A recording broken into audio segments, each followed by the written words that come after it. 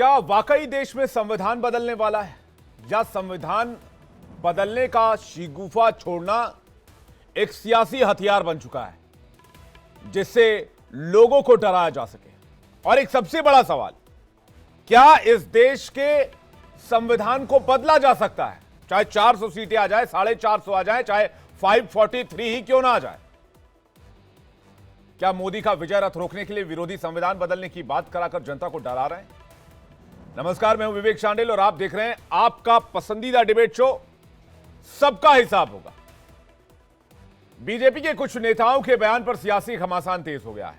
पहले तो बीजेपी सांसद लल्लू सिंह ने कहा कि संविधान बदलने के लिए 2/3 बहुमत चाहिए। सरकार तो 272 में भी बन जाती है, लेकिन कई काम करने के लिए 2/3 बहुमत मोदी जी को चाहिए। फिर अरुण गोविल ने भी ऐसा ही मिलता जुलता बयान दे दिया। लालू यादव ने तो साफ साफ कह दिया कि ये किसी एरू गैरू बाबा का बनाया गया संविधान नहीं है, ये बाबा साहब अंबेडकर का बनाया गया संविधान है। अगर किसी ने इसे बदलने की कोशिश की तो जनता उसकी आंखें निकालेगी। सियासी उठापटक के बीच, वार पलटवार के बीच, क्रिया प्रतिक्रिया के बीच आज पीएम मोदी ने इन सभी सवालों का जवाब दिया और कहा कि संविधान सभा में 80 से 90% सदस्य सनातनी थे, इसलिए इस संविधान को बदलने का तो सवाल ही नहीं उठता। तो क्यों चुनाव से पहले, ठीक पहले संविधान बदलने का डर दिखाया जा रहा है? इसी मुद्दे पर आज एक बड़ी डिबेट करेंगे, सबका हिसाब। हमारे साथ मेहमानों का एक बड़ा पैनल भी मौजूद होगा, लेकिन सवाल क्या रहेंगे आज की डिबेट में वो आपको बताते हैं। क्या संविधान बदलने के लिए मोदी 400 सीटें चाहते हैं? क्या संविधान के नाम पर डराकर मोदी विपक्ष मोदी को रोकना चाहता है? और क्या वाकई देश का संविधान बदला जा सकता है? इसी पर डिबेट, लेकिन पहले एक रिपोर्ट।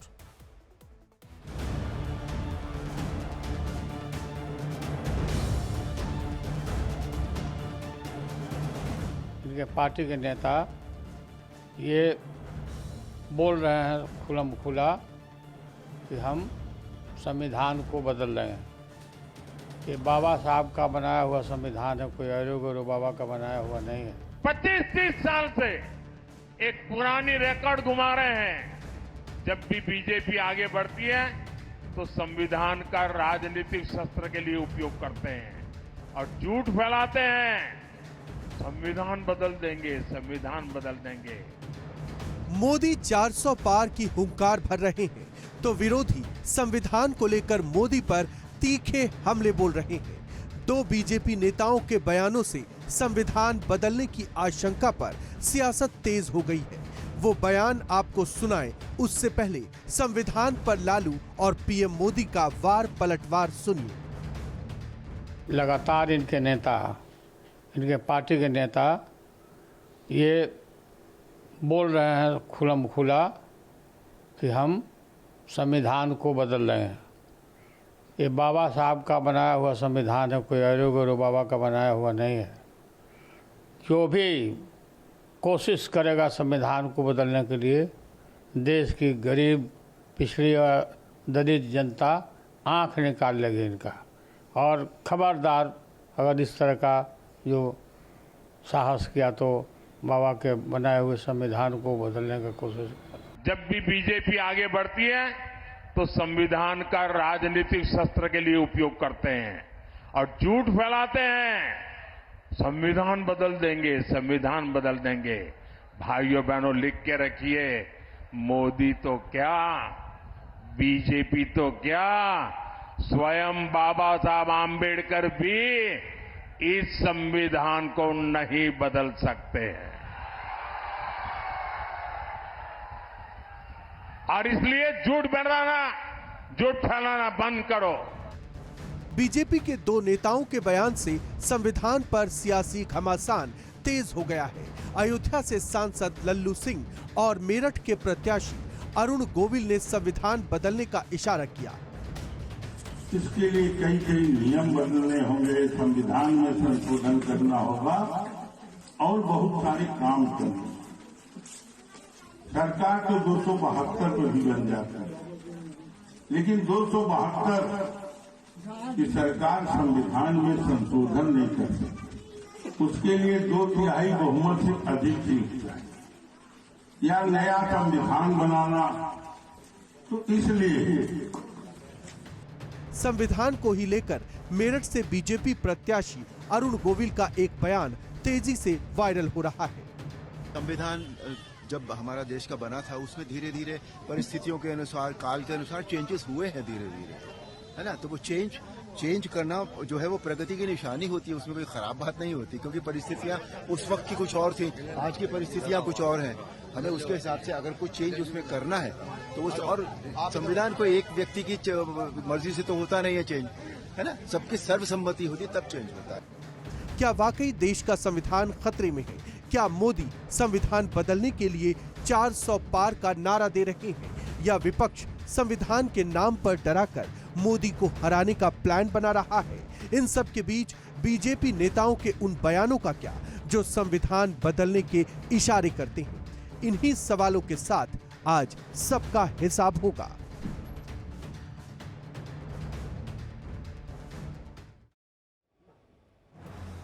इस पर बात करने के लिए मेहमानों का एक बड़ा पैनल हमारे साथ मौजूद है। शशांक शेखर, प्रवक्ता बीजेपी, हमारे साथ जुड़ रहे हैं। यश श्रीवास्तव, प्रवक्ता कांग्रेस पार्टी, हमारे साथ जुड़ रहे हैं। इसके अलावा फराज किदवई, प्रवक्ता समाजवादी पार्टी, हमारे साथ जुड़ रहे हैं। अरुण यादव, प्रवक्ता आरजेडी, हमारे साथ जुड़ रहे हैं। प्रेम कुमार, वरिष्ठ पत्रकार, हमारे साथ जुड़ रहे हैं। सौरभ दुबे थोड़ी देर में हमारे साथ राजनीतिक विश्लेषक जुड़ेंगे। यश, मैं सबसे पहले आपसे शुरुआत कर रहा हूं। क्या वाकई लगता है यश आपको कि देश में संविधान बदला जा सकता है, या फिर चुनावी एजेंडे के लिए इस तरह के शिगुफे का इस्तेमाल किया जा रहा है, चाहे वो कोई भी राजनेता हो, कोई भी पार्टी अगर इस तरह की बात करती है?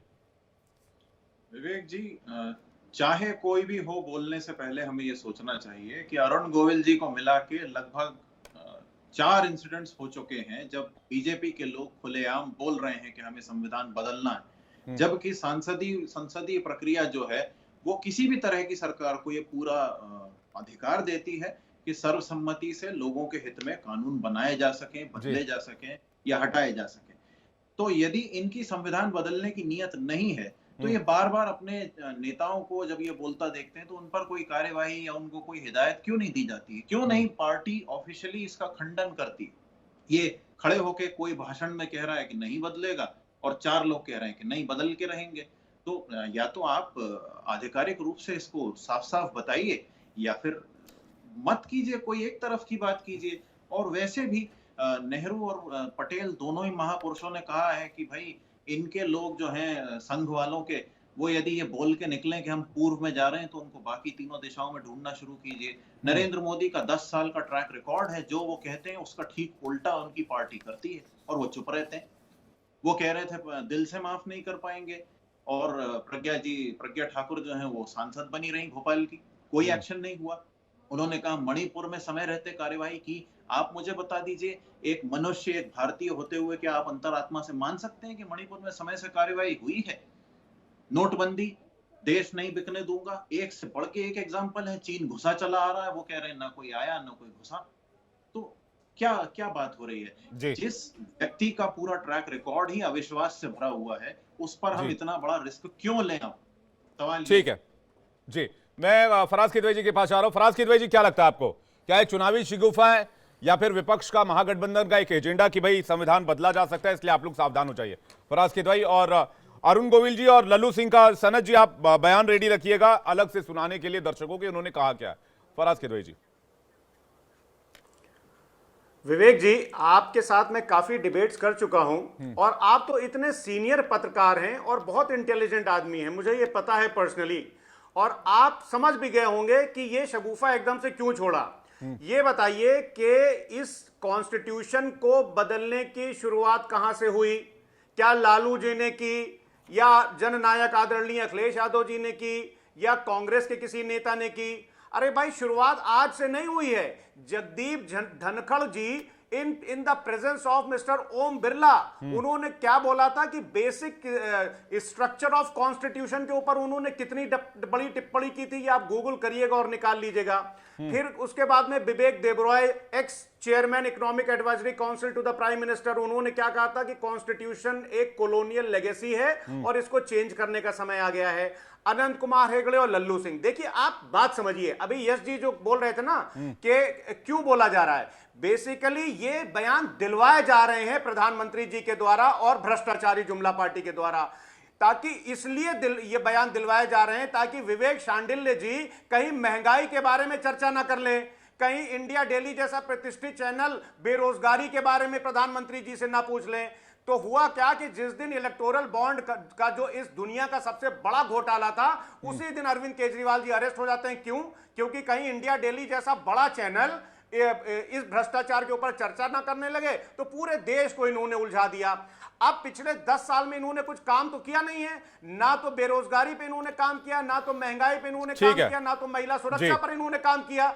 अब कहीं जनता पूछ ना ले तो अपने ही सांसदों से ये कहलवार हैं कॉन्स्टिट्यूशन के ऊपर, ताकि पूरी जनता को और पूरी मीडिया को इसमें मूल मुद्दों से ध्यान भटकाने की एक साजिश है। ठीक है, आप ये कह रहे हैं मूल मुद्दों से, जो मुद्दे इस वक्त जनता के पास हैं, जनता जिन मुद्दों पर बात कर रही है उससे ध्यान भटकाने की कोशिश है, इसलिए इस तरह के बयान दिए जा रहे हैं। प्रेम कुमार जी, आपको क्या लगता है?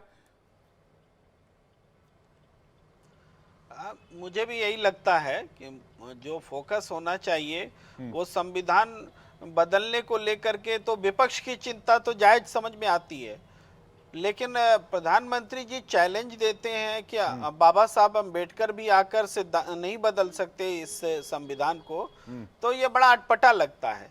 बाबा साहब अम्बेडकर दिवंगत हो चुके, अपनी जिम्मेदारी निर्वाह करके गए, अब वो क्यों आएंगे यहाँ? क्या संदेश देना चाहते हैं प्रधानमंत्री जी?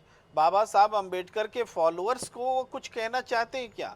तो ये इंपॉर्टेंट बात है। जो भी बीजेपी के नेता अब तक देखिए, ज्योति मिर्धा, अनंत हेगड़े, लल्लू सिंह, प्रेम कुमार और अरुण गोविल, 5 लोगों के नाम एकदम ताजा तरीन है जिन्होंने बयान दिए हैं, और सबको चाहिए 400 से ज्यादा संख्या, इसलिए कि वो कुछ बड़ा करना चाहते हैं संविधान बदलने के लिए, या कुछ ऐसा जो कि क्या करना चाहते हैं। प्रेम कुमार जी, देखिए मैं खुल के बात करता हूं, मैं चाहता हूं अभी खुल के बात करें। अगर 400 सीटें बीजेपी को आ जाती है तो वो क्या कर लेंगे?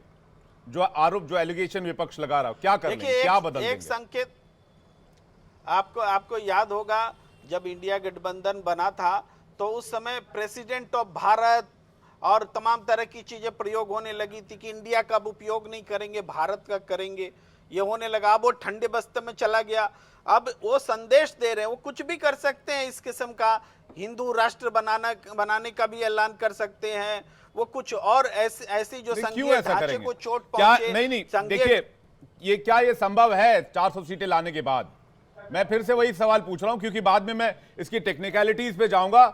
इसमें मैं सुप्रीम कोर्ट के मैंने वो केसेस स्टडीज किए हैं जिसमें सुप्रीम कोर्ट की टिप्पणी भी मैं मेंशन करूंगा। मैं बस ये जानना चाह रहा हूं आप सभी लोगों से कि क्या ये मुमकिन है, अगर 400, 450, मैं कहता हूं 543 सीटें किसी को मिल जाए, क्या संविधान की मूल संरचना बदली जा सकती है इस देश में? क्या ये मुमकिन है? और अगर मुमकिन है तो क्या न्यायपालिका उस पर कुछ नहीं बोलेगी, कार्यपालिका उस पर कुछ नहीं बोलेगी? क्या सब लोग खामोश रहेंगे? क्या ऐसा हो जाएगा? मैं इस पे आना चाह रहा हूं। मैं इसलिए बार बार कह रहा हूं, आप लोगों की राय पहले इसलिए ले रहा हूं, क्या ये सिर्फ चुनावी शिगुफा है, चुनावी एजेंडा है, चाहे वो पक्ष का हो या फिर विपक्ष का हो? प्रेम कुमार जी, देखिए बेसिक स्ट्रक्चर में बदलाव ना हो, ये तो एक सोच है, और बेसिक स्ट्रक्चर नहीं, क्या हो सकता है ना हो? ये सोच करता है, ये सोच नहीं है। क्या ये पॉसिबल है? मैं बोल रहा हूं, नहीं, मैं पूछ रहा हूं क्या ये पॉसिबल है? बेसिक स्ट्रक्चर चेंज किया जा सकता है क्या? लोगों के मूल अधिकार बदले जा सकते हैं? यही बात तो हम कह रहे हैं कि ये तो एक परसेप्शन की बात है ना, सुप्रीम कोर्ट समझता है।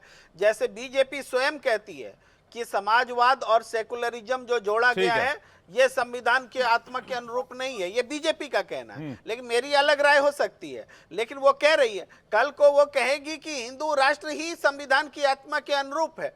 अब इसके बेसिक स्ट्रक्चर इससे वायलेट होता है कि नहीं होता है, सुप्रीम कोर्ट व्याख्या करती रहेगी, 6 साल तक सुनेगी ही नहीं केस। तो फिर इस तरीके से आज तक चला है ना भाई, बहुत सारे मामले। आप अनुच्छेद 370 2019 में इन्होंने किया और सुप्रीम कोर्ट का फैसला आया, पिछले साल आया। तो ये इस दौरान 370 अमेंडमेंट था। देखिए, दो चीजें हैं प्रेम कुमार जी, मैं अरुण यादव जी के पास जा रहा हूँ, क्या शशांक शेखर जी कलेक्टिवली आपके पास आऊंगा, सौरभ दुबे जी आपके पास आऊंगा, सुमित शशांक नाम माफ कीजिएगा, सुमित जी इसके बाद मैं आपके पास आऊंगा।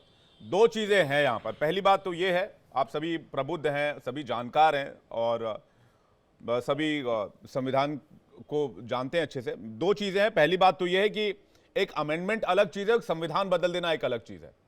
संविधान बदली नहीं जा सकती, हम सभी जानते हैं। अमेंडमेंट्स होते हैं, अमेंडमेंट्स की बात हो रही है।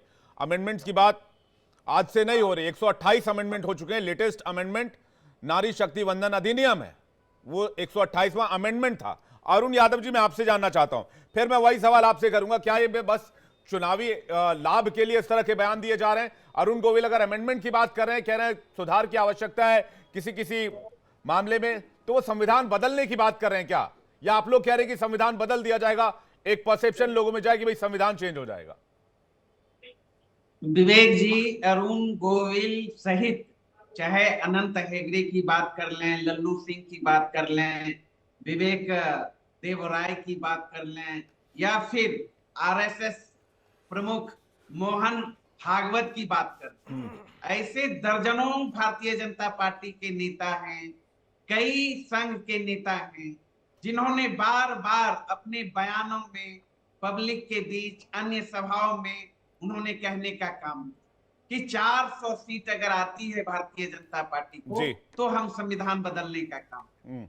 निश्चित रूप से इससे एक तरफ प्रधानमंत्री जी कहते हैं कि संविधान बदला नहीं जा सकता, बाबा साहेब अम्बेडकर जी भी नहीं बदल सकते हैं।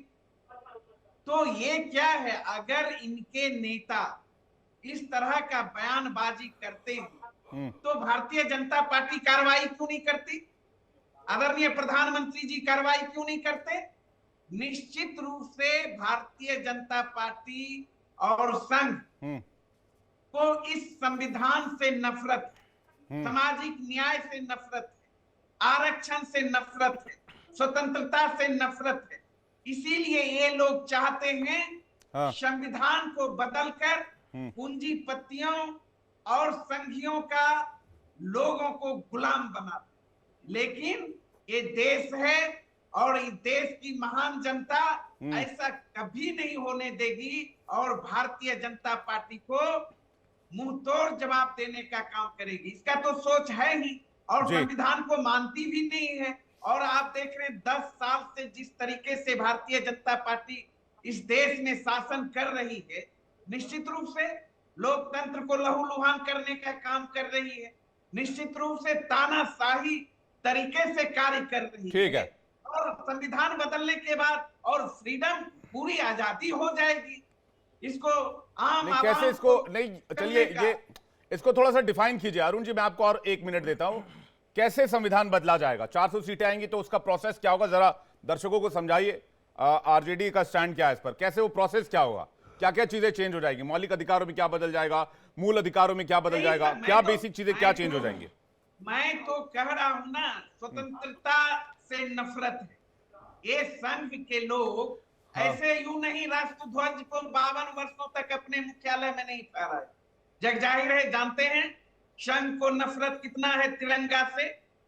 ये तिरंगा विरोधी लोग हैं, संविधान विरोधी लोग हैं। सौरभ दुबे जी, सुमित जी के पास जा रहा हूं। नहीं रुकिए ना प्लीज, एक सेकंड, आपका टर्न आएगा। मैं भी बात कर रहा हूं ना इस पे, मैं बैठा हूं ना सौरभ दुबे जी, मैं बैठा हूं, बात कर रहा हूं। इसलिए लगातार इनका चेहरा जो है, उदंड चेहरा सामने आते रहा है। ठीक है अरुण जी, क्या मुझे आप बताएंगे सभा में अरुण जी ठीक है, अरुण जी को जरा स्क्रीन पर लाइएगा मेरे साथ। अरुण जी जरा प्लीज आइए और मुझे बताइए कि जो 24वां अमेंडमेंट हुआ था इस देश में संविधान में, वो क्या था, कौन सा अमेंडमेंट था वो, और वो कौन से साल में हुआ था और क्यों हुआ था, और उसके पहले सुप्रीम कोर्ट का क्या फैसला आया था? अब मैं आपको डिटेल बताता हूं, सुनिए मेरी बात।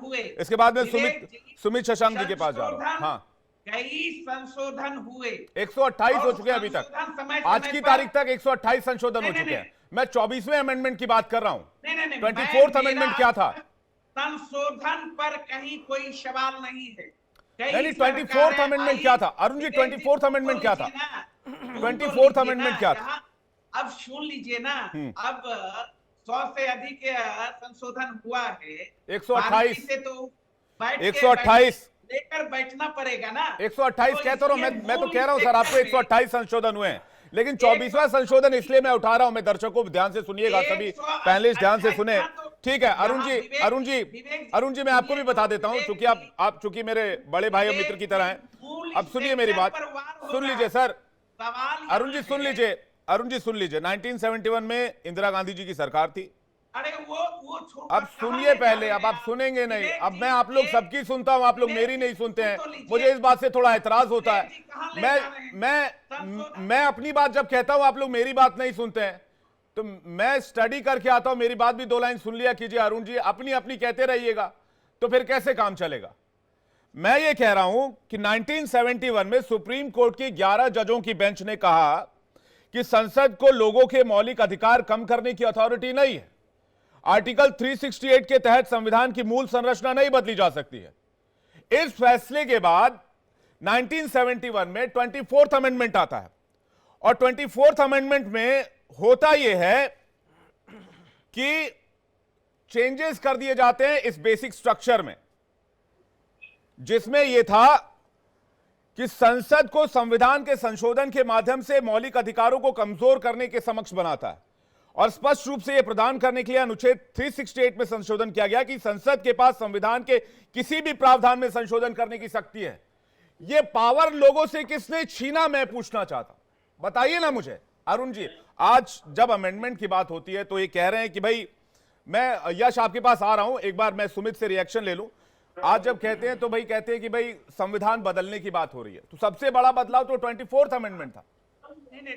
24th अमेंडमेंट एक बार आप लोग देखिएगा, मेरी ये रिक्वेस्ट है, फिर उसके बाद हम लोग इस पर बात करेंगे। इसके अलावा बहुत सारा केस है। 1975 का केस है, जब इलाहाबाद हाईकोर्ट ने तत्कालीन प्रधानमंत्री इंदिरा गांधी को चुनाव में सरकारी मशीनरी के गलत इस्तेमाल का दोषी मानते हुए उनका निर्वाचन रद्द कर दिया था। यह हाईकोर्ट का फैसला है, मैं तो अपनी कहीं किताब से लेकर आया नहीं हूं। सुमित जी, क्या आप लोग संविधान बदलने की कोशिश कर रहे हैं? जो एलिगेशन विपक्ष महागठबंधन लगा रहा है, विपक्ष इंडिया अलायंस लगा रहा है, क्या आप चेंज करना चाहते हैं? इसलिए आप 400 सीटें चाहते हैं? मैं खुलकर सवाल पूछता हूं, इसलिए आपसे पूछ रहा हूं, बताइए। देखिए, मैं उम्मीद करूंगा कि जितना मौका जो है यहाँ बैठे हुए अन्य प्रवक्ताओं को मिला, उतना मौका मुझे भी मिले और मेरी पूरी बात जो है वो सुनी जाए। मैं बस इतना बताना चाहूंगा कि ये 100 से भी ज्यादा सुधार जो है और 100 से भी ज्यादा जो बदलाव है वो किसने किया?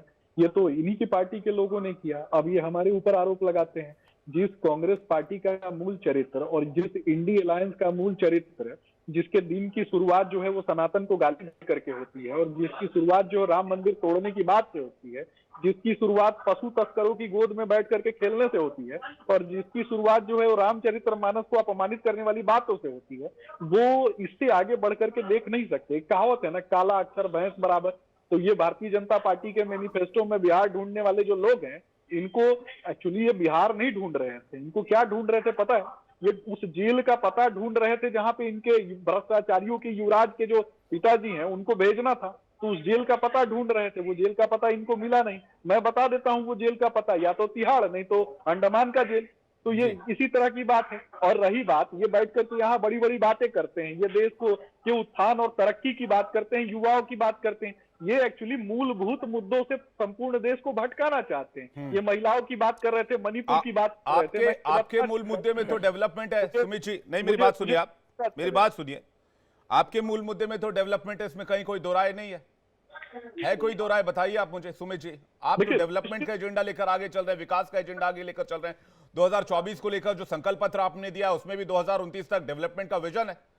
तो आप लोगों के नेता बार बार अमेंडमेंट की बात क्यों करते हैं? क्या अमेंडमेंट से इस तरह के बयान से लोगों को क्या आप समझाना चाहते हैं, क्या बोलना बताना चाहते हैं? देखिए, हम लोग मैं अगर कोई चुनाव लड़ूं, मैं पब्लिक के बीच जाके बोलूं कि मैं कॉन्स्टिट्यूशन में अमेंडमेंट्स लेकर आऊंगा, तो लोगों को क्या समझ में आएगा? इस तरह के बयानों से कंट्रोवर्सी तो निकलेगी। बात सही बात है, इसमें विपक्ष अगर सवाल उठा रहा है या इस बयान को इस्तेमाल कर रहा है तो फिर मौका आप लोगों ने दिया है। देखिए, कंट्रोवर्सी करने वाले लोग कंट्रोवर्सी करते रहे, हम समाज नहीं, इस तरह के बयान की आवश्यकता क्या है सुमित जी, मुझे बताइए ना। हम सब कॉन्स्टिट्यूशन में अमेंडमेंट करेंगे, अरे भाई आपको इस तरह के बयान, वो अमेंडमेंट गवर्नमेंट तय करेगी फ्यूचर में, जब इस तरह के अमेंडमेंट की आवश्यकता होगी तो केंद्रीय समिति बैठकर उस पर अमेंडमेंट तय करेगी। देखिए, निश्चित रूप से अगर कोई आवश्यकता पड़ेगी तो निश्चित रूप से केंद्रीय समिति जो है उस पर विचार करेगी। लेकिन ये समझना है, इस बात को समझना है कि ये देश जो है ना, वो 100 करोड़ सनातन हिंदू मान्यताओं में बसे हुए लोग रहते हैं। ये लगातार उनको अपमानित करने की बात करते हैं, उनको गाली देने का काम करते हैं, उस पर भी तो इनको जवाब देना पड़ेगा ना। इस तरह के बयान की आवश्यकता क्या है सुमित जी, मुझे बताइए ना पहले आप। देखिए, मैं वो बयान, वो आप जवाब ले लीजिएगा उसका। मैं आपके प्रवक्ता यश श्रीवास्तव कांग्रेस से बैठे हुए जवाब दे देंगे सनातन का अपमान क्यों करते हैं, वो करते हैं या नहीं करते। लेकिन क्या ये अमेंडमेंट वाला बयान ठीक लगता है आपको कि इस तरह के बयान कैंडिडेट फील्ड में जाकर देते रहे, चाहे वो लल्लू सिंह हो, चाहे अरुण गोविल हो, चाहे XYZ कोई भी नेता हो?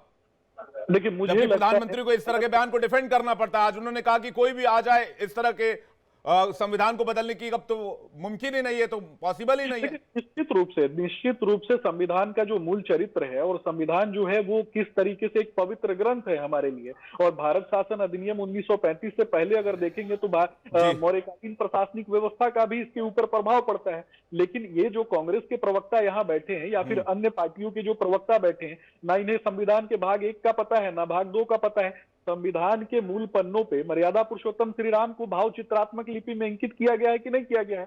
संविधान का मूल जो चरित्र है वो है राम राज्य का उद्देश्य, और राम राज्य के उद्देश्य से कौन आज आगे बढ़ रहा है? भारतीय जनता पार्टी आगे बढ़ रही है। ये लोग महिलाओं की बात करते हैं। मैं बताऊंगा कि कांग्रेस में एक रिएक्शन ले लेता हूं यश सौरभ, उसके बाद आपके पास आ रहा हूं। ठीक है। कांग्रेस के एक नेता, दक्षिण भारत में कांग्रेस के एक नेता हैं जो कहते हैं कि बलात्कार होने पर लेट करके मजे लेने चाहिए। कांग्रेस का एक छत्तीसगढ़ का नेता अपनी ही महिला नेत्री के साथ जाकर के बलात्कार और उसके पति को मारने की धमकी देता है। कांग्रेस की इनकी जो राजनीतिक यूनिवर्सिटी है, उसकी 3 छात्र नेता जो है वो जाकर के, मैं इन आरोपों का जवाब यश से ले लेता हूं।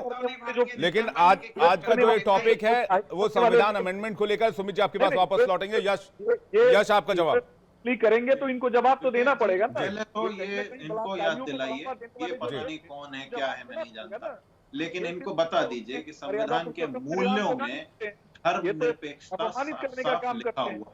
तो ये जो राम को चित्रात्मक शैली में लिख रहे थे संविधान के, सरासर झूठ है, जनता को बरगलाने वाली बात है। दूसरी बात, यदि इनको ये 2-4 नाम याद आते हैं तो इनको अभी जाकर के आपने पढ़ा है संविधान के, बोल दीजिए कि बीच में ना, अरे संविधान का बीच में ना बोले कौन है क्या है मैं नहीं जानता। सुमित जी एक एक करके, आप कौन हो वो मैं भी नहीं जानता।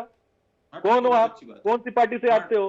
भाई साहब, आप लोग सभी डिबेट का हिस्सा है, एक दूसरे के ऊपर प्लीज इस तरह के रिमार्क्स ना दें प्लीज। आप एक एक करके बात कीजिए। सुमित जी और सौरभ द्विवेदी जी को स्क्रीन पर लेकर आइए। यश और सौरभ द्विवेदी जी को स्क्रीन पर लेकर आइए। यश आपका जवाब पूरा कीजिए जी। और विवेक जी, निवेदन है किसी और को बीच में ना बोलने दें, बड़ी मुश्किल से तो हमें बोलने को मिलता है। खैर, देखिए, संविधान को बदलने की बात का सिर्फ इतना सा सबका सवाल है कि यदि आपको संविधान नहीं बदलना है तो आपके सांसद प्रत्याशियों में ये साहस नहीं होना चाहिए कि वो सरेआम ऐसी बात करें। यदि वो ऐसी बात आपके विचारों के खिलाफ कर रहे हैं तो उन पर कार्रवाई होनी चाहिए, क्योंकि ये अनुशासनहीनता है। और यदि आप इस बात को बढ़ावा दे रहे हैं तो पूरे देश को आपकी नीयत पर संदेह होना बिल्कुल जायज है, साफ साफ बात है। और रहा सवाल नरेंद्र मोदी जी के भाषण का, तो नरेंद्र मोदी जी का मैं आपको बता चुका हूं, अभी तक उन्होंने जो भी बोला है उसका उल्टा हुआ है। और ये हमें सनातन को कौन कितना मानता है, सनातन को सनातन चिल्लाने से नहीं माना जाता, उसके मूल्यों को माना जाता है, ईश्वर की दी हुई सीख को मन से माना जाता है। यदि आपके नेताओं के सुमित जी आ रहा हूं, सुमित जी एक सेकंड आ रहा हूं, सुमित जी एक सेकंड वेट कीजिए। के बाद आप सनातन सुमित जी एक सेकंड, सुमित शशांक जी एक सेकंड वेट कीजिएगा, पूरा होने दीजिए। यश बोलिए जी। तो आपके अंदर यदि सनातन के कर्म को करने की इच्छा नहीं है तो सनातन चिल्लाने से कुछ नहीं होता है। एक महिला की गरिमा के लिए सनातन में लड़ जाने का, मर जाने का है, और मणिपुर में आज तक कुछ नहीं बोले। हाँ, ये तुरंत संदेश खाली बोलेंगे। रुकिए विवेक जी, ये तुरंत संदेश खाली बोलेंगे, लेकिन इन्होंने मणिपुर देखने के बाद भी संदेश खाली में 15 दिन तक कोई कार्रवाई नहीं की। यदि इन्हें स्टेट गवर्नमेंट पे भरोसा नहीं था तो इन्हें और जल्दी कार्रवाई करनी चाहिए। यश एक बयान में लल्लू सिंह का और अरुण गोविल का एक बार फिर से सुनवाता हूं दर्शकों को। संविधान में अमेंडमेंट की बात की जा रही, ना कि संविधान बदलने की। उसके बाद सौरभ दुबे जी से इसका जवाब लूंगा। एक प्लीज वो बयान चलाइएगा, अरुण गोविल क्या कह रहे हैं और लल्लू सिंह क्या कह रहे हैं। इसके लिए कई नियम बदलने होंगे, संविधान में संशोधन करना होगा और बहुत सारे काम करने।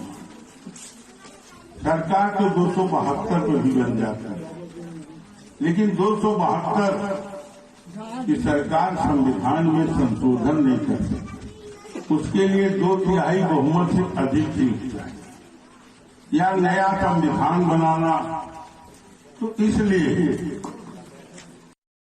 संविधान जब हमारा देश का बना था उसमें धीरे धीरे परिस्थितियों के अनुसार, काल के अनुसार चेंजेस हुए हैं धीरे धीरे, है ना। तो वो चेंज करना जो है वो प्रगति की निशानी होती है, उसमें कोई खराब बात नहीं होती, क्योंकि परिस्थितियां उस वक्त की कुछ और थी, आज की परिस्थितियां कुछ और हैं। हमें उसके हिसाब से अगर कुछ चेंज उसमें करना है तो उस, और संविधान को एक व्यक्ति की मर्जी से तो होता नहीं है चेंज, है ना। सबकी सर्वसम्मति होती तब चेंज होता है। अगर ऐसा कुछ होगा तो किया जाएगा। 400 पार चाहिए तो कुछ ऐसा बड़ा करने की सरकार की मुझे ये फील होता है, क्योंकि मोदी जी ऐसे ही कोई बात नहीं कहते, उसके पीछे कुछ ना कुछ अर्थ उनका जरूर होता है। सौरभ दुबे जी, आपका जवाब कि कुछ बड़ा करना है। 272 में भी सरकार बन जाती, लल्लू सिंह कह रहे हैं। देखिए, मैं सुबह से यही कई बार बता चुका हूं, कई लोग बार बार अफवाह फैला रहे हैं इन 5 लोगों का नाम लेकर के। अच्छा हुआ आपने सुना दिया, अच्छा हुआ प्रेम कुमार जी ने भी सुन लिया, क्योंकि वो बार बार ये कई जगह नाम ले रहे हैं। तो अच्छा हुआ आपने सुना दिया, अमेंडमेंट की बात हो रही है। अब देखिए, बहुत अच्छी बात कांग्रेस के प्रवक्ता हमारे मित्र ने कही। उन्होंने कहा कि मणिपुर एक विषय उन्होंने अभी छेड़ दिया, ठीक है। मणिपुर पे ये क्या कह रहे थे कि प्रधानमंत्री आप 2/3 बहुमत क्यों जाते हैं, क्यों चाहते हैं? नहीं, आप सुनिए तो सही, उसी में तो आ रहा हूं मैं। मणिपुर पे ये क्या कह रहे थे कि प्रधानमंत्री जो बोलेंगे हम उसको मानेंगे। तो संविधान पे प्रधानमंत्री जो बोल रहे हैं, क्या ये सुन नहीं रहे? जब मणिपुर पे इनको प्रधानमंत्री का बयान चाहिए था, तो फिर संविधान के ऊपर जब प्रधानमंत्री बोले तो आप उसको मानिए, सबसे पहली बात। दूसरी बात देखिए, संविधान कांग्रेस ने नहीं लिखा, संविधान लिखा था बाबा साहब अंबेडकर जी ने। अंबेडकर जी को मैं बता रहा हूं, जो पहली समिति बनी थी, नेहरू जी ने उसमें घुसने नहीं दिया था। और बताइए, 296 सदस्यों की जो कमेटी बनी थी संविधान सभा की, नेहरू जी ने उससे बाहर रखा था। खीरी जो आपके बॉम्बे के मुख्यमंत्री थे, उनके द्वारा इनको आप समझ नहीं रहे मेरा सवाल। आ रहा हूं मैं। सौरभ दुबे जी, आप घूमिए मत, आप घूमिए मत और घुमाइए भी मत। आप मुझे बताइए कि 272 से 2/3 बहुमत की बात लल्लू सिंह क्यों कह रहे हैं? इस तरह के बयान की चुनावी सभा में आवश्यकता क्यों होती है? अच्छा, 272 से 2/3 अगर बहुमत की बात कर रहे हैं तो उसमें कुछ गलत लगता है आपको? नहीं, मुझे कुछ गलत नहीं लगता। कोई भी पार्टी अगर इंदिरा गांधी इतने बड़े बहुमत से जीत करके आती थी तो क्या वो ये कह रहे हैं कि कुछ कामों को करने के लिए 272 काम भी मैं बता रहा हूं, हाँ, कुछ काम मैं आधे घंटे बाद कुछ काम क्या बताइए? मैं बता रहा हूं, जल्दी बहुत महत्वपूर्ण काम बता दूंगा आपको। जल्दी बताइए ना। देखिए सुनिए, जो जिस प्रकार से बाबा साहब अंबेडकर का अपमान किया कांग्रेस पार्टी ने, उनको भारत रत्न तब दिया गया 90 के दशक में, जब जवाहरलाल नेहरू जी को दे दिया गया, इंदिरा गांधी जी को दे दिया गया। तो संविधान की बात नहीं करें ना, कुछ काम करने के लिए 2/3 बहुमत चाहिए। कुछ काम क्या है? 2/3 बहुमत किस लिए चाहिए? 2/3 बहुमत इसीलिए चाहिए था जिस 370 हटाने के लिए। 370 हटाना, 370 हटाना 303 पे।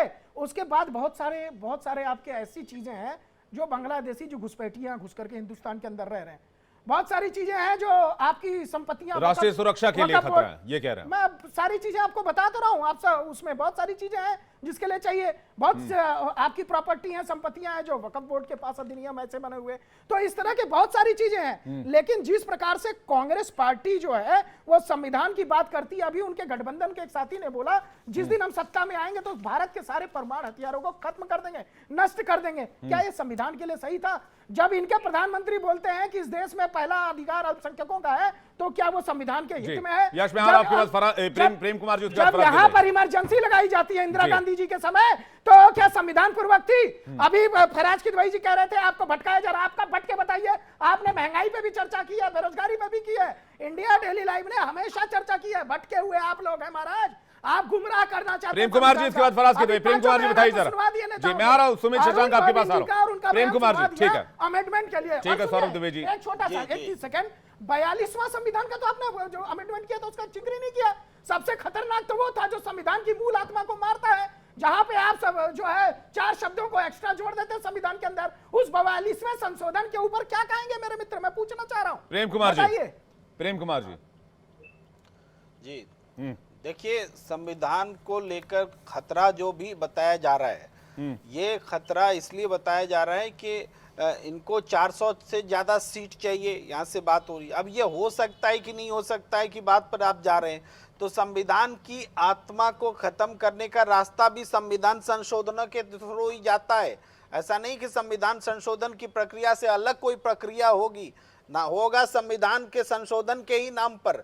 लेकिन अगर ऐसे बेसिक स्ट्रक्चर को छेड़छाड़ की जाएगी तो संविधान खत्म हो जाएगा। तो ऐसा नहीं है तो 1971 में छेड़ दिया गया कहती रही है। प्रेम कुमार जी, आप उस पर बात नहीं करते। बेसिक स्ट्रक्चर से खिलवाड़ तो 1971 में हो गया, जब सुप्रीम कोर्ट की 11 जजों ने फैसला दिया, 11 जजों की बेंच ने, उसके बाद इस पे अमेंडमेंट कर दिया गया।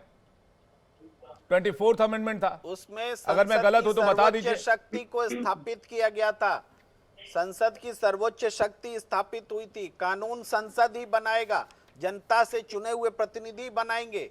इसमें कोई कमजोर नहीं हुआ था, संसद मजबूत हुई थी।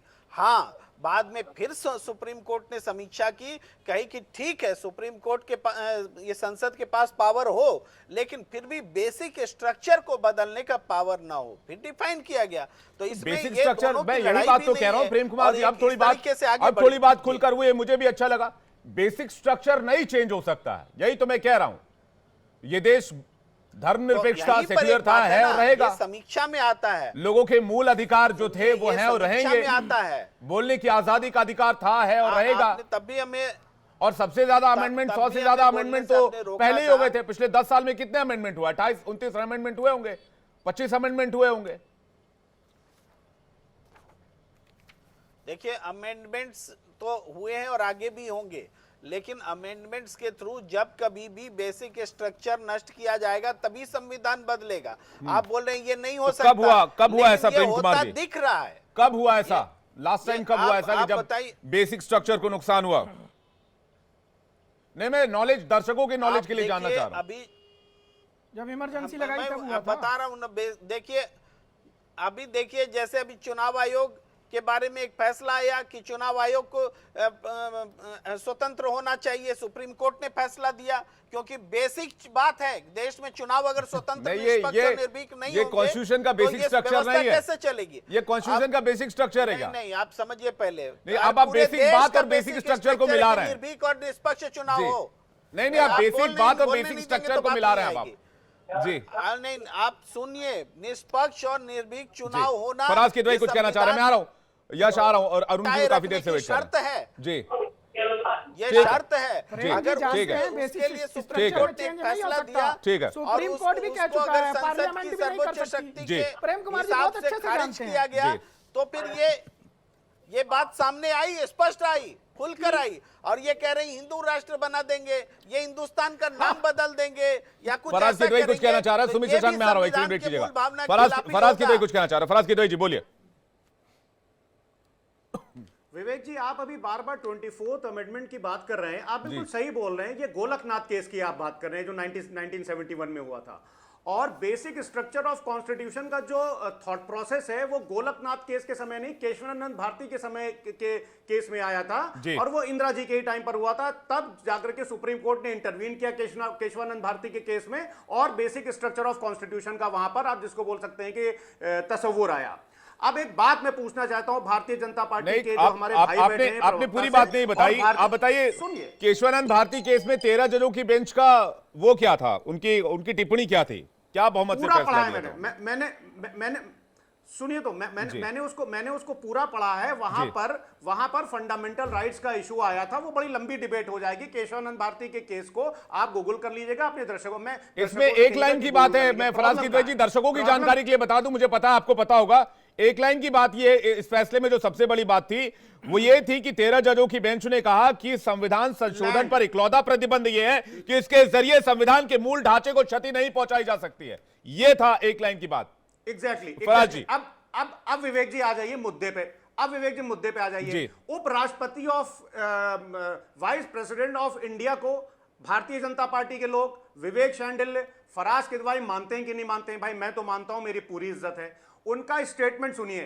The vice president has questioned the validity of the Keshavananda Bharati judgement, implying that parliament must have the sovereign right to amend the constitution regardless of whether it impinges on the basic structure। अब अगर English में, अगर इसको हिंदी में translate करना हो, आपका समय वेस्ट हो जाएगा, तो मैं भी करूंगा। नहीं करना पड़ेगा तो सर, हिंदी चैनल है, दर्शक समझेंगे क्या? सुनिए, कर दीजिए 2 लाइन का प्लीज जी। देखिए, वाइस प्रेसिडेंट ऑफ इंडिया ने कहा था, उन्होंने क्वेश्चन किया था कि केशवानंद भारती का जो जजमेंट आया था, जो माननीय सुप्रीम कोर्ट ने दिया था, उसकी वैलिडिटी के ऊपर सवाल उठाए in the presence of mister Om Birla. तो जब vice president of India basic structure of constitution के ऊपर सवाल उठा रहे हैं और वो बोल रहे हैं कि it must have the sovereign right to amend the constitution regardless of whether it impinges on the basic structure, तो बेसिक स्ट्रक्चर को एक हिसाब से खत्म करने के बाद जब उपराष्ट्रपति बोल रहे हैं तो उस पर भारतीय जनता पार्टी के प्रवक्ता, भारतीय जनता पार्टी के समर्थक और माननीय प्रधानमंत्री जी का क्या स्टैंड है? क्या फिर उपराष्ट्रपति ऑफ इंडिया को प्रधानमंत्री ने तो साफ कर दिया आज कि भाई संविधान बदलने का कोई रूल ही नहीं है, बदला ही नहीं जा सकता, यह संभव है। मैं पूछ रहा हूं वाइस प्रेसिडेंट विवेक जी, वाइस प्रेसिडेंट का स्टेटमेंट के बारे में क्या ख्याल है भारतीय जनता पार्टी सुमित जी के पास जा रहा हूं। पहली बात जी, जल्दी से पूरा कीजिएगा। हाँ, दूसरी बात विवेक जी दूसरी बात मैं वन लाइनर एक स्टेटमेंट दे दूं कि भारतीय जनता पार्टी को अनकॉन्स्टिट्यूशनल काम करने के लिए इनको कॉन्स्टिट्यूशन बदलने की जरूरत नहीं है। ये सुप्रीम कोर्ट जब इलेक्टोरल बॉन्ड्स को अनकॉन्स्टिट्यूशनल कहता है तो इलेक्टोरल बॉन्ड्स आ जाते हैं। एक इंपॉर्टेंट बात आप और सुन लिए, हमारे भारतीय जनता पार्टी के प्रवक्ता महिलाओं की बड़ी बड़ी बातें कर रहे थे। अरे भारतीय जनता पार्टी वो है जो बिल्किस बानो के रेपिस्ट को माला पहना करके उनका स्वागत करती है, जो बिल्किस बानो के रेपिस्ट को मिठाई खिलाती है। भारतीय जनता पार्टी वो है। देखिए, मैं ऐसे डिबेट नहीं करता हूं, मैं चला जाऊंगा उस तरफ डिबेट नहीं ले जाना चाहता मैं। सुमित जी आपको आंसर करना चाह रहे हैं। फराज की देवी जी आंसर ले लेते हैं। सुमित जी आपका जवाब। फराज जी, बड़े ही विनम्रता से पूछना चाहता हूँ। अरे आप बड़े ही विनम्रता से सर उसका जवाब ले लेते हैं। आपने जो इससे पहले सवाल उठाए हैं उसके बाद आप बहुत सारे मुद्दे जोड़ देंगे तो फिर डिबेट मेरी डाइवर्ट होगी। मैं अभी फिलहाल कॉन्स्टिट्यूशन अमेंडमेंट पे रहता हूँ। बताइए सुमित जी। भारतीय जनता पार्टी और उनके समर्थक ने, हम लोग ने नहीं डाइवर्ट की, हम तो केशवानंद भारती की केस की बात कर रहे हैं। फराज किदवई जी, अभी मैं 1975 इलाहाबाद हाईकोर्ट वर्डिक्ट में चला जाऊंगा, फिर मिनर्वा मिल केस पे चला जाऊंगा, 1980 कर्नाटक की टेक्सटाइल कंपनी, फिर मैं एसआर मुंबई केस पर चला जाऊंगा। इतने सारे केसेस पड़े हुए हैं तो ये इतना टाइम नहीं है मेरे पास। मैं विशुद्ध डिबेट पर रहना चाहता हूं। सुनिए मेरी बात फराज किदवई जी, बहुत सारे केसेस मैं भी उठा के लाऊंगा। अभी मैं इतना चर्चा करने लग जाऊंगा, टाइम बहुत कम पड़ जाएगा। सुमित जी जवाब दे रहे हैं। एक सेकंड वेट कीजिए। हाँ ठीक है सुमित जी, सौरभ तुमित जी एक सेकंड में आ रहा हूं प्लीज। अब मेरी बात सुनिए सुमित जी, मैं रुकिए, मैं बात कर रहा हूं। सुमित जी बोल रहे हैं कुछ, सौरभ तुमित जी रुक जाइए थोड़ा सा। फराज किदवई जी प्लीज रिक्वेस्ट कर रहा हूं, होल्ड कीजिए प्लीज। सुमित जी अरुण यादव जी को स्क्रीन पर लेकर आइए। बनते हो यहाँ पे आके हल्ला करते हो। ठीक है सुमित जी अरुण यादव जी स्क्रीन पर लेकर आइए। पूछना चाहूंगा मैं इनसे, इतना पूछना चाहूंगा, इनके एक स्वर्गीय नेता ने कहा था कि बलात्कारियों के बारे में कि बच्चे हैं, गलती हो जाती है, तो ये बलात्कारियों का महिमा मंडन, बलात्कारियों को गोद में लेके खेलने वाले जो लोग हैं वो महिला सशक्तिकरण की बात करते हैं। अरे आपकी पार्टी राम दुलार गौड़ की पार्टी है। राम दुलार गौड़ आपका विधायक, जिसके ऊपर रेप की सुमित शशांक अरुण यादव को स्क्रीन पर लेकर आइए, बाकी मेहमानों को होल्ड कराइए। I request you please PCR. मैं फराज किदवई जी थोड़ा होल्ड कीजिए। फराज किदवई जी थोड़ा सा होल्ड कीजिए प्लीज। फराज किदवई जी होल्ड कीजिए, मैं डिबेट पे वापस आ रहा हूं। सुमित जी, फराज जी बताएंगे, शर्म आती है? सुमित जी, शर्म आती है आपको? बताइएगा। सुमित जी सवाल इस बात का है, जो सवाल मैं सौरभ भाई से भी पूछ रहा था, राजनीतिक विश्लेषक के तौर पर हमारे साथ बैठे हुए, शायद उनसे आपने पहले भी डिबेट की होगी। मैं ये जानना चाह रहा हूं कि इस तरह के बयानों की आवश्यकता क्यों पड़ती है जब प्रधानमंत्री खुद इस तरह के बयान को डिफेंड करते नजर आ रहे हैं। प्लस वो 400 प्लस की बात करते हो, डेवलपमेंट की बात करते हैं, वो विकास की बात करते हो, 2047 तक का विजन देते हैं, 2029 तक भारत कहाँ होगा इसका विजन देते हैं। तो क्या ऐसे माहौल में जब बीजेपी क्लेम कर रही है कि 370 प्लस जा रही है, एनडीए 400 प्लस जा रहा है, तो यहां पर कॉन्स्टिट्यूशन अमेंडमेंट की बात करना क्या गैर लाजमी नहीं है? सुमित जी देखिए, निश्चित रूप से आपने अभी कहा कि हमने आगे के 10 साल का विजन बताया है। देखिए, हमारी 10 साल की लिगेसी है, 25 साल का प्लान है और 1000 साल का विजन लेकर के हम आगे बढ़ते हैं, क्योंकि हमको अपने देश को आगे बढ़ाना है। और रही बात संविधान बदलने की, बार बार ये डराते हैं लोगों को, मैं सिर्फ इतना बोलूंगा कि संविधान के मूल पन्ने जो है ना, उनकी रक्षा करने के लिए अगर कोई सबसे ज्यादा प्रतिबद्ध है तो भारतीय जनता पार्टी है। और निश्चित रूप से संविधान को जिसने भी लिखा और संविधान को जिन्होंने भी बनाया, उनका सम्मान और कहीं ना कहीं संविधान जो है उसमें अनुच्छेदों में लगातार परिवर्तन भी हुए हैं।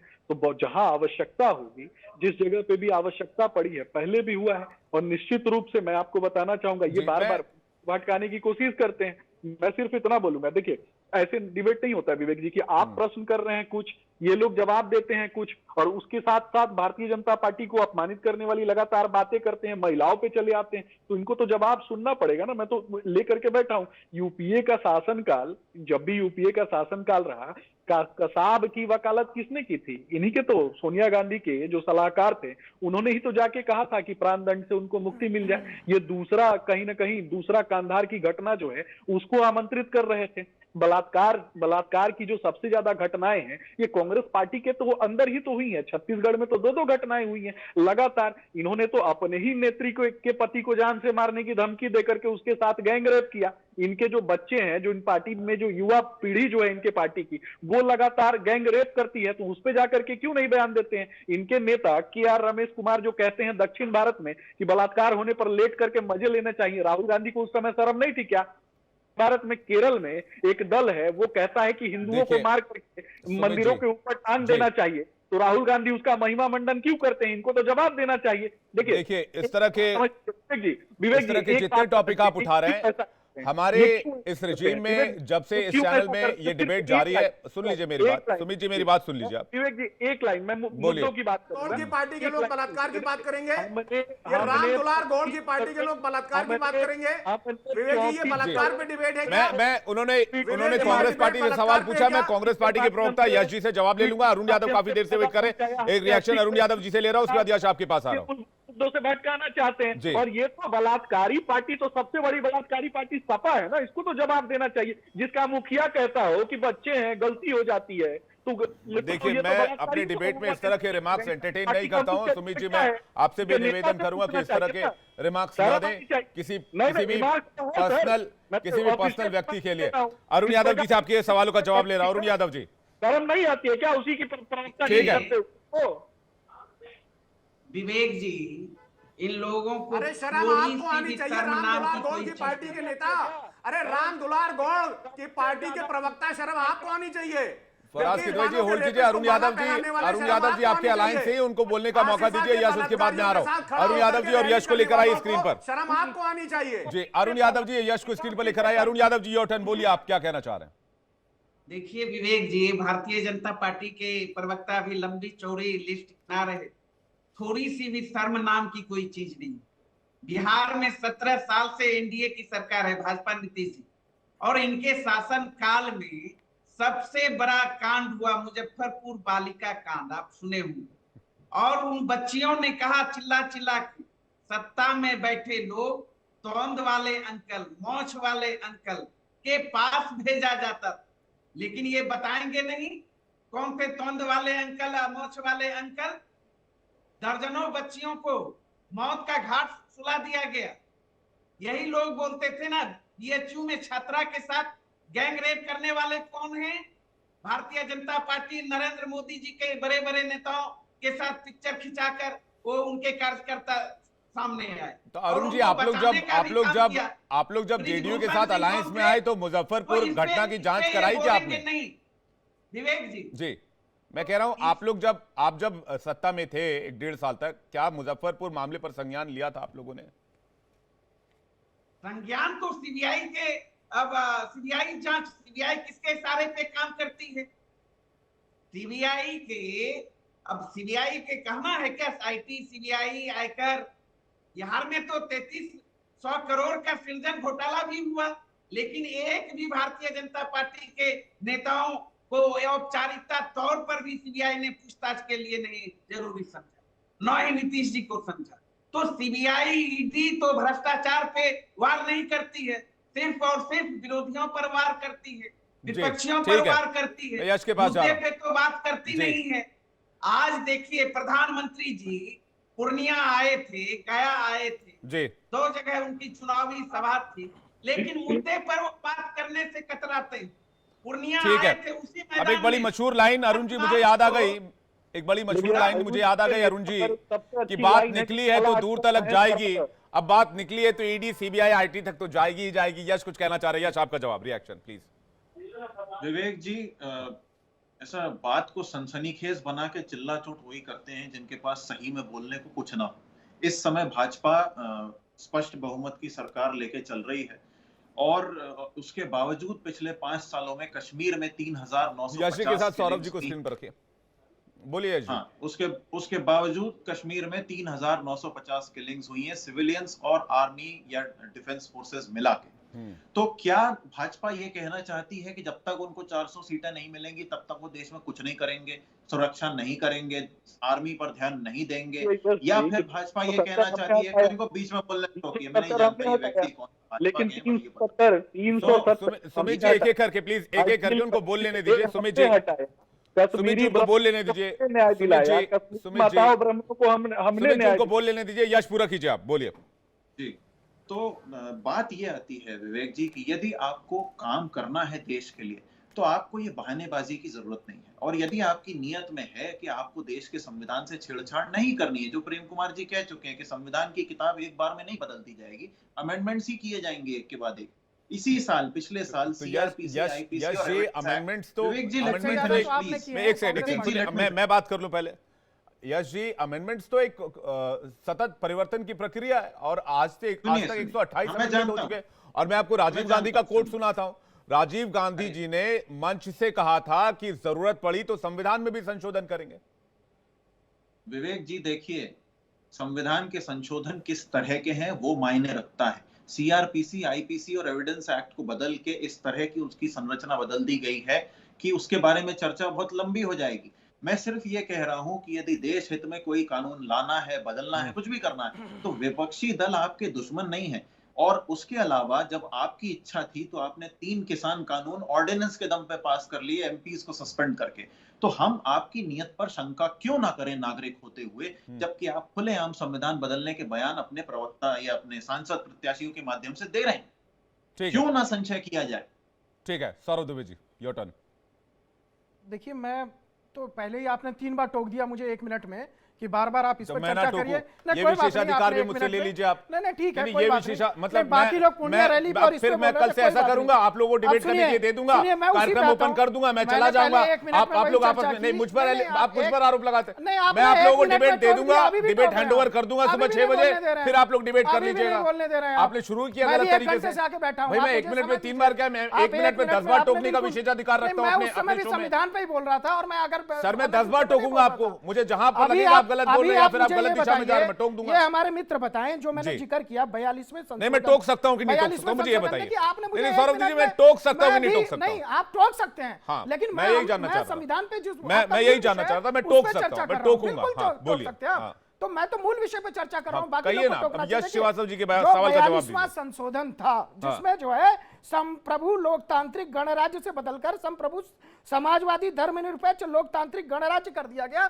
मैं उसके बारे में पूछ रहा हूं कि वो जो मूल आत्मा को मारने का प्रयास किया गया था उसके बारे में ये क्या कहेंगे। दूसरी चीज, मैंने अभी साहबानों का जिक्र किया तो समाजवादी पार्टी के बोले उसका क्या लेना देना, आपको पता ही नहीं है। सुप्रीम कोर्ट ने बोला था कि उनको उनका अधिकार दिया जाए, जो उनको मुआवजा दिया जाए, तो उस समय क्या किया गया, संविधान में संशोधन कर दिया गया।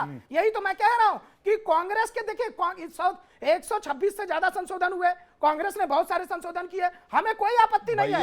देश के विकास के लिए देखिए, ऐसे बयान देने ही क्यों पड़ते हैं कि आप लोगों को डिफेंड करना पड़ता है? नहीं, क्या डिफेंड कर रहा है? कोई डिफेंड नहीं कर रहा। कौन डिफेंड कर रहा है? प्रधानमंत्री जी कह रहे हैं ना कि कोई भी आ जाए, देश का संविधान नहीं बदला जा सकता है। बिल्कुल नहीं बदला, मूल स्वरूप को कोई नहीं बदल सकता। ये पार्लियामेंट भी नहीं बदल सकती। ये सुप्रीम कोर्ट ने भी स्पष्ट किया, पार्लियामेंट भी चाह करके मूल स्वरूप इसी को तो कहते हैं डिफेंड करना। सौरभ जी, डिफेंड नहीं करने वाली बात है ना। आप कह रहे हैं, जो अभी आपने बयान यहां पर दिखाए, आपने दूध का दूध पानी का पानी कर दिया, उसके लिए धन्यवाद। जो अफवाह फैलाई जा रही है कि इन लोगों ने बोला पूरा संविधान बदल दिया जाएगा, संविधान में संशोधन तो कांग्रेस ने भी बहुत सारे किए, तो हम तो उनका स्वागत किए, कभी उनके साथ खड़े रहे, कभी विरोध नहीं कर रहे। भाई देश की तरक्की के लिए जो भी संभव वो करना चाहिए। क्लोजिंग रिमार्क प्रेम कुमार जी से ले रहा हूं। प्रेम कुमार जी, मेरे पास टाइम थोड़ा कम है। प्रेम कुमार जी काफी देर से वेट कर रहे हैं। प्रेम कुमार जी, जी बोलिए, आपका जवाब बोलिए। पूछिए। मैं ये जानना चाह रहा हूं, क्या ऐसे समय में जब चुनाव की दहलीज पर हम खड़े हैं तो इस तरह के बयान की जरूरत है, और इस तरह के बयान दिए जा रहे हैं तो क्या विपक्ष इस बयान को बढ़ा चढ़ाकर पेश नहीं कर रहा है? प्रेम कुमार जी। देखिए, विपक्ष के पास में अपनी कुछ आशंकाएं हैं जिसको लेकर के वो कह रहा है कि अगर फिर से बीजेपी आएगी तो संविधान नहीं बचेगा, और उसकी आशंकाएं बहुत सारे इलेक्टोरल बॉन्ड से लेकर के बहुत सारे उदाहरणों के साथ वो खड़ी है। लेकिन स्वयं बीजेपी के नेता जब उस बात की पुष्टि करने लगते हैं कि हमको इसलिए चाहिए 400 से ज़्यादा सीट क्योंकि हम कुछ करना चाहते हैं बड़ा, तब ये एक तरह से बीजेपी भी उसकी आशंका को मजबूत करती दिखती है। मैं एक लाइन बस बोलना चाहता हूं कि सौरभ दुबे जी ने जो कहा कि समाजवाद और धर्मनिरपेक्ष जो शब्द जोड़े गए वो संविधान से छेड़छाड़ वो बोल रहे हैं, लेकिन बीजेपी ने उसको छेड़छाड़ शुरू में नहीं माना था। सच तो यह है कि बीजेपी ने अपने संविधान में भी गांधीवादी समाजवाद जोड़ा और धर्मनिरपेक्षता की जगह पंथ निरपेक्षता लिखा। आज की बीजेपी अब उसको बोल रही है कि उस समय स्ट्रक्चर में छेड़छाड़ हुआ था, पहले वाली बीजेपी नहीं बोलती थी। जी ठीक है। नहीं तो आप मानते हैं ना संविधान में जो संशोधन हुआ। सुमित 10 सेकंड आपके पास, बताइए क्या कहना चाह रहे हैं। सुमित कुछ कहना चाह रहे हैं। विवेक जी, अभी कांग्रेस के जो भी व्यक्ति यहाँ बैठे थे उन्होंने बोला कि कश्मीर की बात चल रही थी, जम्मू कश्मीर की बात कर रहे थे। मैं बोलना चाहूंगा कि जम्मू कश्मीर में इनके नेता हैं सगीर खान। उन्होंने कहा, उनका बयान मैं बता देना चाहता हूँ, उन्होंने कहा कि 1 करोड़ रुपए जो भी आतंकी मारे गए हैं उनके परिवार वालों को ये देंगे अगर इनकी सरकार आएगी तो। ये उनका ऑफिशियल बयान है, ये गूगल पे उपलब्ध है, कृपया करके आप अपने चैनल के माध्यम से लोगों को दिखा भी सकते हैं। देखिए, लेकिन ये इस तरह के आरोप प्रत्यारोप का दौर कांग्रेस बीजेपी के बीच चलता रहेगा। मेरे पास, माफ कीजिएगा सुमित जी, वक्त सीमित था, लेकिन चुनाव के समय में इस तरह के बयानों से बचना चाहिए कि भाई संविधान में अमेंडमेंट करेंगे, संशोधन करेंगे, इस पर स्पेसिफिक होना चाहिए। और दूसरी तरफ एक बात और दर्शकों को क्लियर कर देना चाहता हूं कि संविधान की मूल संरचना में बदलाव किया ही नहीं जा सकता है, यानी संविधान बदलना ही संभव नहीं। इसके लिए बाकायदा नियम कानून तय किए गए हैं।